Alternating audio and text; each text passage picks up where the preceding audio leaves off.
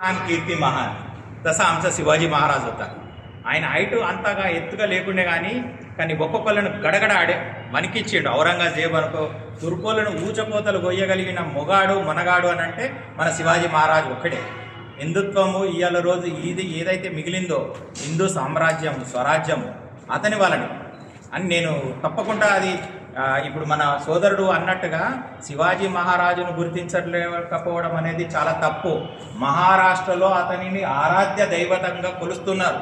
ఇప్పుడు నేను పార్టీల పేర్లు చెప్పాను కానీ కొంతమంది శివాజీ మహారాజును ఎక్కడ ఏ సభలైనా కానీ అతన్ని సంబోధించిన తర్వాత అతనికి జై జయకారం పలికిన తర్వాతనే మీటింగ్ సభలు జరుగుతాయి।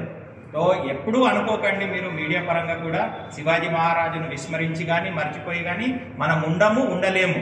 సో అదేవిధంగా ఆయన బర్త్డే రోజు అయితే ప్రాబ్లం ఏమైందంటేనంటే ఆయన జయంతి జరపడానికి హాలిడే ఇవ్వకపోవడానికి ఒకప్పుడు ఉండే, కానీ మన వాళ్ళు ఏం చేసిండ్రంటే కొందరేమో నక్షత్రాల తిథి ప్రకారంగా ఓలేమో నెలల తిథి ప్రకారం, అంటే ఫర్ ఎగ్జాంపుల్ చెప్పాలంటే ఇంగ్లీష్ క్యాలెండర్ అండ్ అవర్ హిందుత్వ ధర్మం క్యాలెండర్, మనము చైత్ర మాసం మనకు మొదటి మాసం, కానీ మనము ఇప్పుడు ఇంగ్లీష్ వాళ్ళని చూసి వాళ్ళు ఒక స్టాంపు ముద్ర గుద్దిపోయింది ఏంటంటే హ్యాపీ న్యూ ఇయర్ అంటే 1 జనవరి కాదు, అది కేవలం క్యాలెండర్, డేటు మారుతుంది।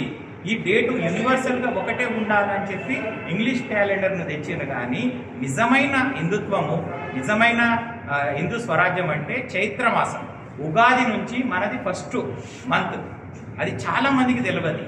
సో ఇది తెలుసుకొని మన సాంప్రదాయాలు ఇప్పుడు మేమైతే ఎఫ్టాన్ ఎంటీఎం అయినా కానీ మేము మా 2 సంస్థలైనా కానీ హిందూ సంస్కృతి సంప్రదాయాల పండుగలే జరుపుతాం।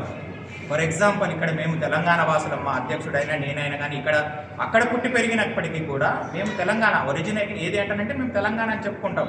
అందు గురించి మా సామెత ఏంటంటే ఒక క్యాప్షన్ పెట్టినాం, తెలుగు ఆయి వరటి మౌషి।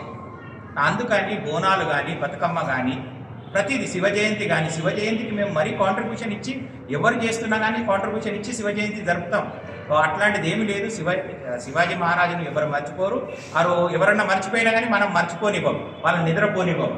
అదే మేము శపథం తీసుకుంటున్నాము। అదేవిధంగా మన చంద్రశేఖర్ కూడా మేము 3 రాష్ట్రాలలో ఇప్పుడు మేము ఆల్రెడీ తమ్సి ఈరోజు ఇంట్రొడ్యూస్ చేసినాం, లాంచ్ చేసినాం। మా ఉద్దేశాలు అవే, ఈ 3 రాష్ట్రాలల్లో వాణిజ్యం కానీ అదే విధంగా మన సంప్రదాయం మన సంస్కృతిని పెంపొందించాలి। సంప్రదాయంను సంస్కృతిని పెంపొందించాలంటే కామర్స్ కావాలి, డబ్బు లేని ఏది కాదు। అందుకనే స్పెషల్గా ఇలా తమ్చి లాంచ్ చేసింది। చిన్న బిజినెస్ మ్యాన్లు అప్కమింగ్ బిజినెస్ మ్యాన్లు ఉంటారు, ఎంఎస్ఎంఈ తరఫున స్టార్టప్లు చేస్తారు, అట్లాంటి వాళ్ళని ప్రోత్సహించాలనే సదుద్దేశంతో ఇవాళ రవీంద్ర భారతిలో మన గవర్నరు శ్రీ జిష్ణుదేవ్ వర్మ గారి ఆధ్వర్యంలో తమ్సి అనే బ్యానర్ను లాంచ్ చేయడం జరిగింది। Thank you very much. చెప్పండి, క్యాంపెయిన్ ఏంటి, ఎట్లా సాధించారు?